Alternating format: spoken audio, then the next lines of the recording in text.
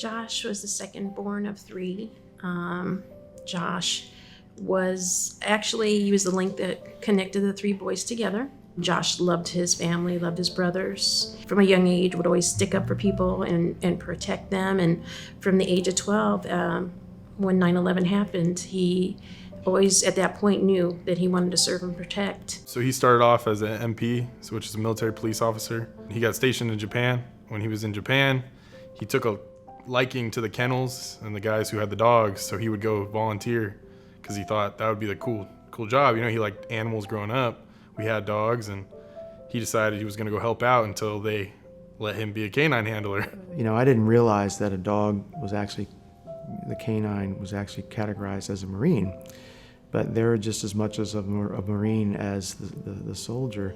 So he went and cleaned kennels and washed dogs and did all that until they finally let him be a canine handler. And then what it pretty much meant is he was assigned a dog after that was made to sniff out bombs and to bite. So that's what Sirius was his bomb dog that was able to sniff out IEDs. You know, the last time we talked to him, he re-enlisted, and he was going to be moving to a special forces unit, and he'd be getting a new dog, and he wanted to adopt the dog, but he wanted my mom to take the dog until he was able to house the dog himself. So sitting in the room with Tammy and Jordan really opened my eyes. I mean, I've been a long military supporter, but really being that intimately involved with a family that lost someone that close, it didn't change my thinking by any stretch, but it certainly opened my eyes to just the trauma and the post-traumatic stress that these families go through when they lose a loved one. Right before we got started, one of Josh's guys that was with him in Afghanistan, Tammy had asked him on text to describe in a few words, and he said, he was a lion of a man, a brother soldier, and a dog's best friend. It must have been hard for them to sit down and listen to the family tell it about their son Josh. You know, it's got to be tough. And then turn around and say, hey, I'll write a story about Josh, because now we're talking about expectations. I would be almost scared to write the story about Josh. But they did well. It's a great song.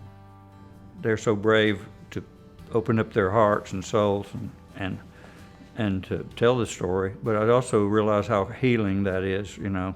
And the connection that they shared with one another, and the fact that basically Josh saved the dog's life was enough to make it pretty heart-wrenching. It's tough. I had to listen to it quite a few times to become comfortable enough with it to where I wouldn't, getting all emotional. This is a true story about, this isn't about George Jones, he stopped loving her today. It's not that kind of sad. No, this is a real story, something real that really happened.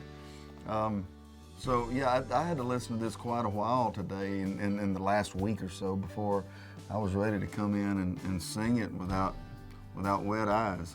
It's going to be wonderful to have Josh honored and Sirius, because we still have him. That's one thing it's not in the song. We adopted Sirius 3 years ago. So he's part of our family now, and he's getting old. He's home with my other son. He'll be 12 years old. But just so proud of my son, and so wonderful, proud of these guys for wanting, and for T.A.P.S bringing us to all you guys to have this song written about both of Sirius and Josh's journey.